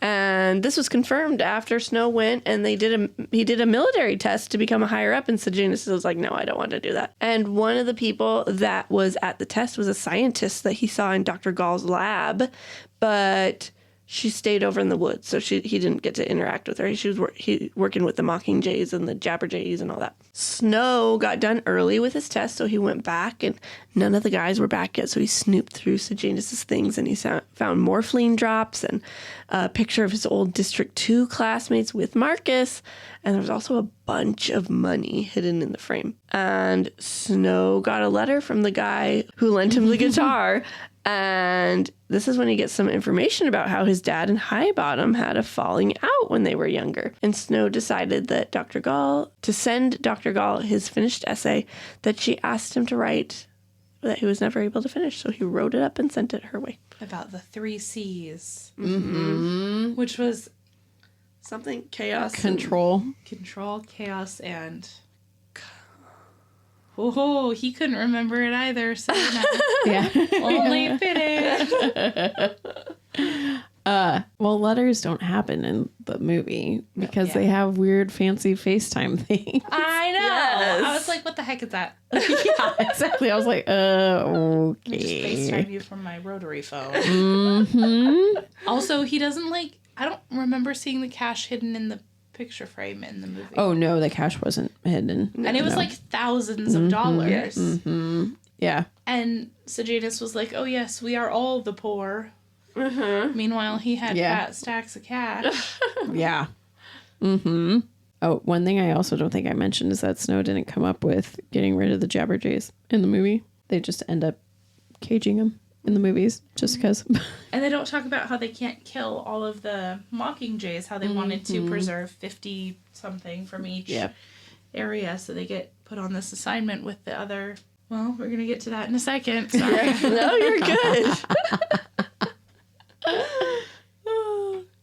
So Snow was assigned to work with the Jabberjay scientists, and we learned the Jabberjays and how they work, and a little bit about Mockingjays too. So Jabberjays have like this record and like neutral and playback mode, and they go to Lucy Gray's performance, and he invited Sejanus for backstage so that he could go and hang out with Lucy. And they got in a small fight because she didn't agree with how they're treating the Mockingjays and Jabberjays. And he went back to the table and he calmed down, and she sang a song and about where her name came from. And it was like this ghost girl, and he thought it was the stupidest song ever. And he's like, how am I going to talk about this nice tomorrow? Because they have plans to hang out tomorrow. And so he goes to turn to ask Sejanus what he should say, but Sejanus is gone. Yeah. So they also didn't talk about how, who was it? Was it Spiley? He climbed the trees and was really good with the birds. No, they did not talk about that. Yeah. Because, like, that was important because Snow was really trying to hide out from the scientists that they were working with and not be noticed, but also in But the that most didn't dramatic even way. happen in the movie. Yeah. Yeah. Yeah. Just didn't happen. Yeah. Okay. It was really skipped over. It was, yes. Yeah. A lot of this, I'm realizing my notes are for like specific spots, and the rest of it, I'm just going to be like, oh, that didn't happen. Did not happen. Yeah. So Sejanus said that he had to go pee, so that's why he was gone, but Snow didn't believe him. But the next day, they went to the lake, and Lucy sang a song, the one where Katniss sang in the Hunger Games, the Hanging Tree. And they found Katniss, Isn't the she plant. actually writing the song? Yeah. I'm pretty sure she's writing. Yeah. Yeah. They found the plant Katniss, but it's not ready to eat yet. And when they go back, Sejanus left. I think I would have liked this Hunger Games nod if they left it with these are the swamp potatoes, because Katniss so many times in the books says how she hates her names or her name is named after the swamp potatoes. Like if they just said swamp potatoes, if they didn't say, I like to call it Katniss. Yeah. Mm-hmm. I think that would have made it better for me, but like it was like, look, here's a nod. Let me make sure you got it. I think that was more for Snow, because I think as a capital, he wouldn't know that. So that's an extra reason for him to hate Katniss. I do think that too, but also, As a reader, you're like, ugh. yeah. Oh.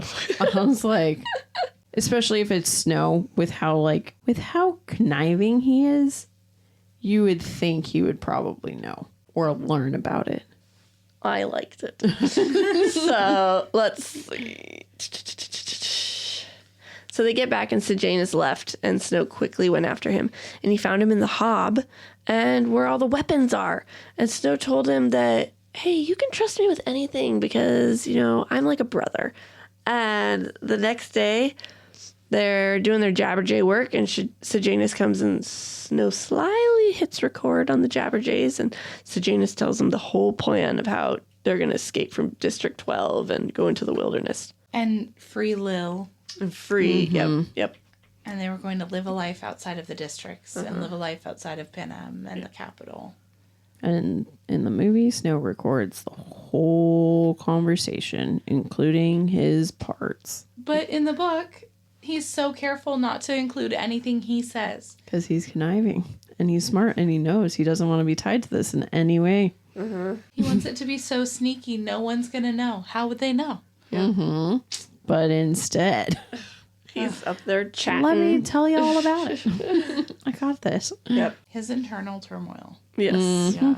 So Sejanus left, and Snow didn't know if he wanted to send the Jabberjay or not, but he decided to send it. Saturday night comes, and they went and listened to Lucy Gray's band, as always, and Sejanus gets up to leave, and Snow sneaks behind him and follows him, and he sneaks into the room where Sejanus is with Billy, but before confronting him, a shotgun gets placed in his side, and Lucy Gray comes in, and Billy and Sejanus say, hey, we're there with us, it's okay. And Mayfair, the mayor's daughter, comes in, and Snow eventually shoots her because she's all pissed off about Snow or Lucy Gray and Billy and all this sort of stuff. And she's like, I'm going to go tell people. Did she do that in the book too? That's why he shot her, right? Mm-hmm. Yeah. And they go back and they act all cool. Well, no, then Billy gets shot because he starts freaking out. And they go back and they act all cool. They'll get rid of the guns. Oh, and Snow was the one who shot Mayfair. And the guy's like, I'll get rid of the guns. And after the show, Lucy's band finds the bodies. An investigation is underway. And eventually the guy who hid all the guns comes and he's found and he's all beat up and he dies in the night. And the next day they arrest Sejanus for treason. And before Snow can send a message to his mom letting him know, like, maybe she can pay to get him out of this, he was hanged. And the Mockingjays call out, Ma, over and over, which was the last thing Sejanus said. And that's when I started sobbing. Literally just... One of my videos that I put in this, Sejanus, when I started reading it the first time, I was like, I love this guy. Not thinking about what series I was reading because I was like, this is not the Hunger Games where it's a different story. And then I got to this part and I was like, this tracks. Oh, man. So in the movie, what I don't like, I mean, I guess this comes after all of this, but immediately the peacekeepers get tasked with finding the guns. Whereas in the book, that's just Snow thinking. He's like, this is probably how it's going to play out. And this is how I'm going to get caught. And this is what's going to happen. But then it never actually like becomes this big deal, except for he knows that the mayor's out there wanting to find the guns. But it's never tasked to the peacekeepers like it is in the movie. Right. Yeah. So Snow felt super guilty for killing Sejanus. And as he labels it as he killed him because he sent off the Jabberjay. So he gathers his stuff up to leave for Lucy Gray because he assumes he's going to get Oh, we also didn't talk about how the recording was played at Sejanus's hanging. Oh, yes. That's the point when I literally looked over, we looked at each other, and we were like, what the fuck? Yes. In the theater with like a total of 3 other people in the theater. And our little group of 3.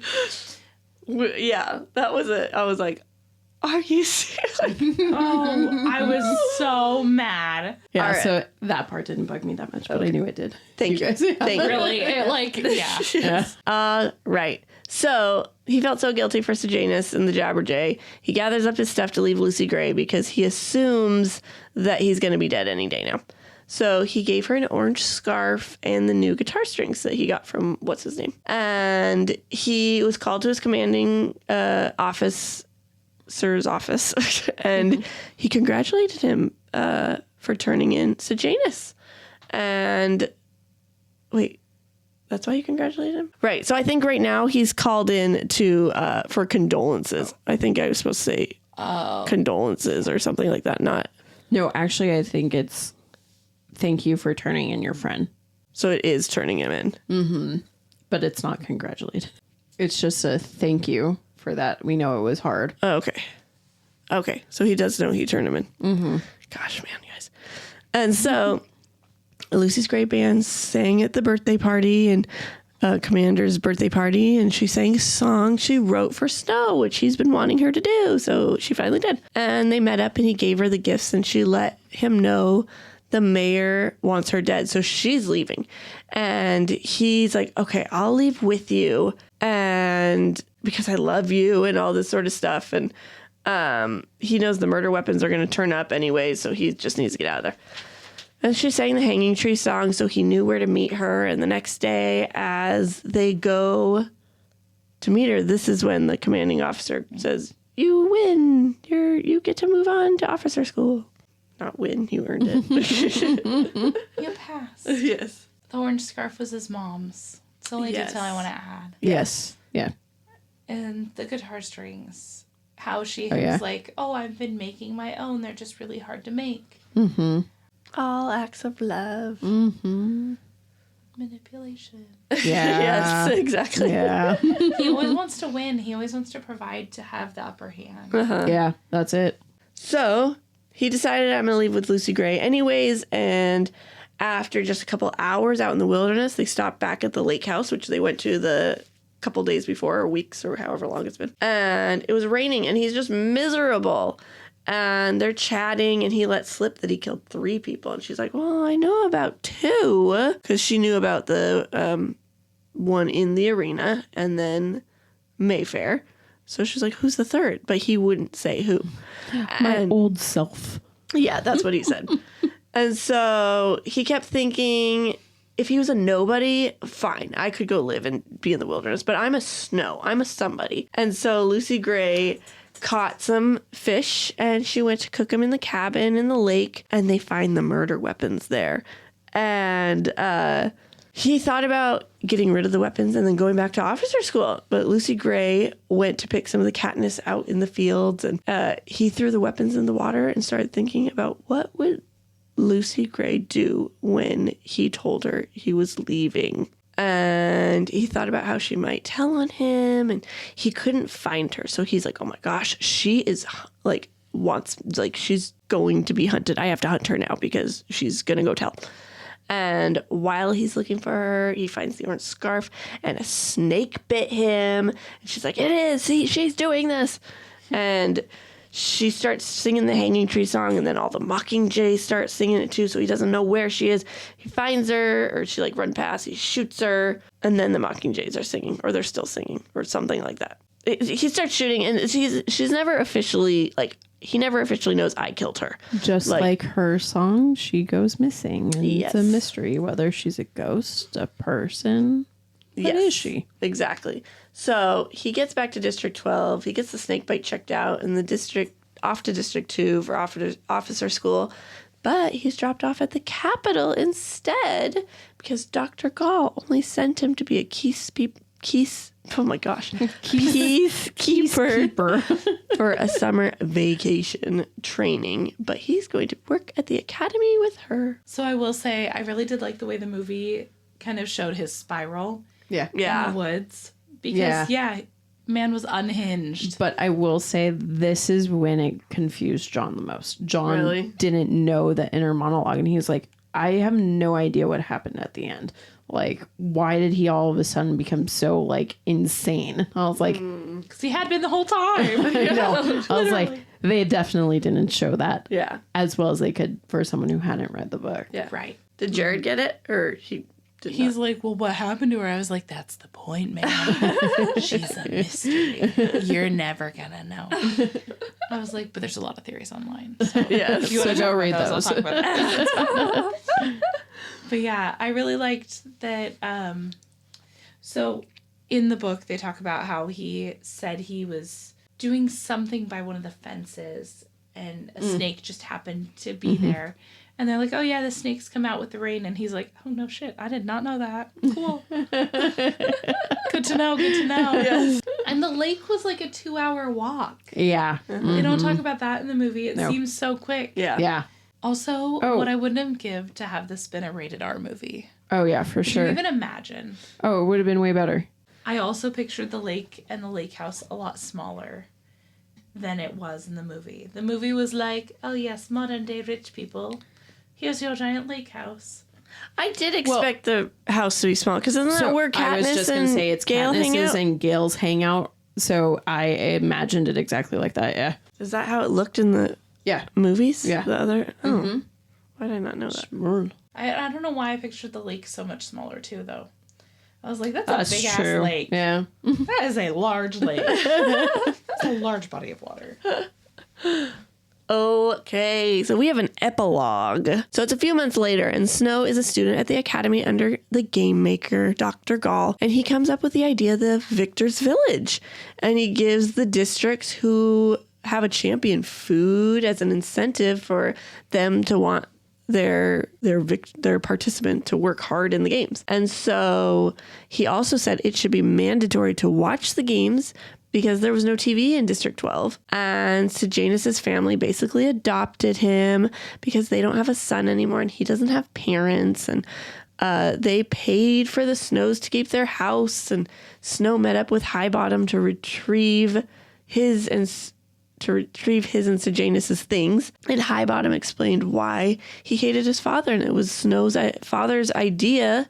Well, it was his idea for the games as a drunken, we have homework to do night. And his father wrote it all down and turned it in. And he then has credit for it because his dad died in the war. So he's the only one there for credit. And he just thinks this is the most demented, crazy thing to put children against each other, which I'm glad, seeing as he's a teacher. And so that's when he started taking morphling drops every day because he hated it. And he explained how, and then it explained how Snow put the rat poison in Highbottom's morphling. And he believed that one day he's going to marry someone that he hates so that he can never let them have power over him. And people will hate me, but who cares? Because Snow lands on top. I mean, the epilogue doesn't tell you everything that he implements for the games because, well, we get the games. Yeah. Right. Yeah. You don't need it. Yeah. That's the point. I did really like the scene. Like, I did like the way that they did where he dumped out the whole box of everything, including the morphling drops. I liked the way they did that. Yeah. Yep. Yeah. All right. And that was it. We did it. Woohoo. Oh, yeah. Okay. So IMDb cast 87 people for this movie, but we're only going to talk about a handful. Yeah. So we have Tom Blyth as Coriolanus. I'm pretty sure it's Blythe. Oh, I think actually it is too. Blythe as Coriolanus Snow. I think he did good. I liked him. Yeah, I think so. Yeah. Rachel Zegler as Lucy Gray Bard. I mean, I feel like we've already said this. We love her. We love her. Yeah. Yes. And I then- liked her voice. Yes, it Yes. was so pretty. The Appalachian Watch West style. Side Story. I might have to now. Okay. It's also got Ansel. Oh, really? He plays her love interest. Oh. All right. He sings? Yeah. Oh, wow. He has a whole song about Maria. Okay. I love West Side Story. It's one of my favorites. Okay. All right. We have Hunter, Schaefer as Tigress. Love her. Yes, we said. Did great. I loved Viola Davis as Dr. Gall. Yes. To be transparent, I fucking love Viola Davis. She's amazing in general. anything she does. Yeah. I know, but she captured that like She rocked it. quirky, eccentric, fucking weird. Because in the book, she's just so like unpredictably weird. Yes. Yeah. And we have Josh Andres Riviera as Sejanus. I loved him. He was He cute. was a little sweetie. Yeah. Not who I pictured in my head when I initially read the book. I don't know why. He just wasn't the face I pictured or voice. Yeah. Yeah. But I think he did a wonderful job. Oh, okay. So I no agree. recasting? No. Okay. Yeah, I liked him. Yeah. But I actually think I agree. Like there was I same with Dr. Gall. Like a lot of these were not Who you how I pictured. pictured, but they did great. Yes. Yeah. Okay, and our Peter Dinklage as Dean Highbottom. Already said it. Yep. Love him. Love him. The best. Yep. Jason, Schwartzman, Lucky Flickerman. What's funny is you had a hard time with his name in Fantastic Mr. Fox too. Oh, I was like, where have I? But that wouldn't have been seen him before. No. Where have I seen him before? He's in so much, Allie. Well, he also, looks The so. similarities with Stanley Tucci. Yes, I was like, they did good at what? making him very familiar, look similar. Yes, And I loved the little scene they added where they were talking about how he needed to cancel his reservation for two in a high chair, talking like, and then you can picture that it's little baby Caesar. Oh At least yeah, I did. I don't know. That's what I immediately thought. cute. Is Yeah. the theme of the book and the movie the same? Yes. Yeah. It is. Do the characters stay true to how they're written in the book? After recording, I would say no. Yeah. Yeah, not 100%. Yeah. Who are you thinking that does not stay true? Or all of them? I almost feel like all of them except for Lucy. Or at least you can't see their characters. Yeah, I the think same. that's what it is. I think because we can't see Snow's inner The full monologue. dimensions of them. Yeah. I think that's what ruins it. Like, I think. I need a 2-part rated R version. Yeah, Yes. absolutely. That has inner monologue. Yes. And which do you prefer? Definitely the book. Book. Absolutely. Yeah. This is my favorite out of the whole series. Yeah. I know you're not going to be here for our recap. What's your favorite? I don't know. See, that's really hard for me. I feel like I want to reread it like 3 more times and then I'll have a solid answer. Okay, fair. But I did really like it. Yeah. Which is your favorite of the I really like trio? Catching Fire. Yes, that was our favorite too. Catching Fire is my favorite out of those three. Yeah. Yep. But all together, it's this one. Very good. All right. All right, guys. Did you enjoy this episode? Yes. Especially since we talked about smut at the beginning, right? That's it, right? Oh my gosh. But anyways, you all should rate us Subscribe. and give us some reviews. We would love that, please. Pretty please. Pretty please. So then on Wednesday we have a mini-sode for you. Which I wonder what it'll be. yeah. That's Our page turners. Yes. And then on Monday we have our Hunger Games bonus episode. Mm-hmm. That's gonna be fun. What did we do? I don't know. I don't either. The Ballad of Songbirds and Snakes. When off script. All right. Bye. Thanks for sticking with us. We hope you enjoyed it. If you did, we would greatly appreciate it if you gave us 5 beautiful stars, reviewed, and subscribed.